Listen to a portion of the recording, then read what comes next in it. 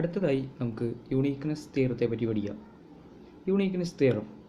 It states that for every problems of elasticity defined by a set of governing equations and boundary conditions, there exists one and only one solution.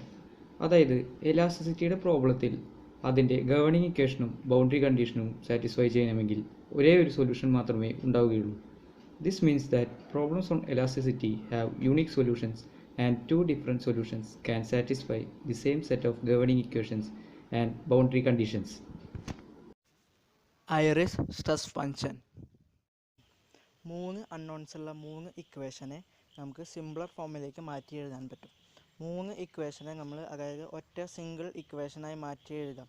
അതായത് ഒരു ഫംഗ്ഷൻ്റെ ബേസിൽ ആ ഫംഗ്ഷൻ്റെ പറയുന്ന പേരാണ് iris stress function. അതിനെ നമ്മൾ denote ചെയ്യുന്നത് psi of X Y. സൈ എന്ന പേരിലാണ് നമ്മൾ ഐറിസ് സ്ട്രെസ് ഫംഗ്ഷനെ ഡിനോട്ട് ചെയ്യുന്നത്. 3 ഇക്വേഷനെ നമുക്ക് ആ മെത്തേഡ് വെച്ച് സിംഗിൾ ഇക്വേഷനായി മാറ്റാൻ പറ്റും.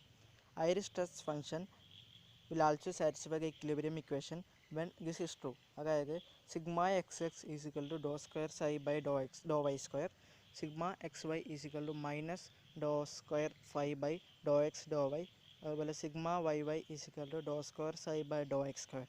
ഈ 3 ഇക്വേഷൻ സാറ്റിസ്ഫൈ ചെയ്യുകയാണെങ്കിൽ iris stress function equilibrium equation ആയിട്ട് സാറ്റിസ്ഫൈ ചെയ്യും. ഐറിസ് ഇക്വേഷൻ കോമ്പാറ്റിബിലിറ്റി ഇക്വേഷനുമായിട്ടും സാറ്റിസ്ഫൈ ചെയ്യണം.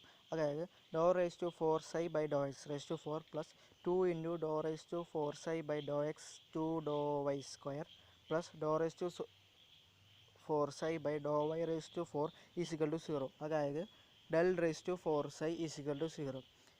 ഈ ഇക്വേഷനെ പറയുന്ന പേരാണ് ബൈഹാർമോണിക് ഓർ പാർഷ്യൽ ഡിഫറൻഷിയേഷൻ ഇക്വേഷൻ. ഈ ഇക്വേഷൻ വെച്ചിട്ട് 2D or 3D ഇക്വേഷനെ നമുക്ക് ഒരു സിംഗിൾ ഇക്വേഷനാക്കി മാറ്റാൻ പറ്റും.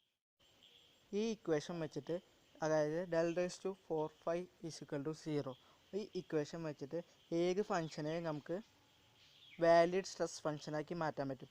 ആ ഫംഗ്ഷനിൽ നിന്ന് നമുക്ക് സ്ട്രെസ്, സ്ട്രെയിൻ ആൻഡ് ഡിസ്പ്ലേസ്മെൻറ്റും നമുക്ക് കണ്ടുപിടിക്കാൻ പറ്റും. അതുപോലെ തന്നെ ഈ സ്ട്രെസ് ഫംഗ്ഷൻ സാറ്റിസ്ഫൈ ചെയ്യണമെങ്കിൽ അതിൻ്റെ ബൗണ്ടറി കണ്ടീഷനും അതിൽ സാറ്റിസ്ഫൈ ആവണം. എന്നാൽ മാത്രമേ ഇതിനെ നമുക്ക് സ്ട്രെസ് ഫംഗ്ഷൻ എന്ന് വിളിക്കാൻ പറ്റൂ.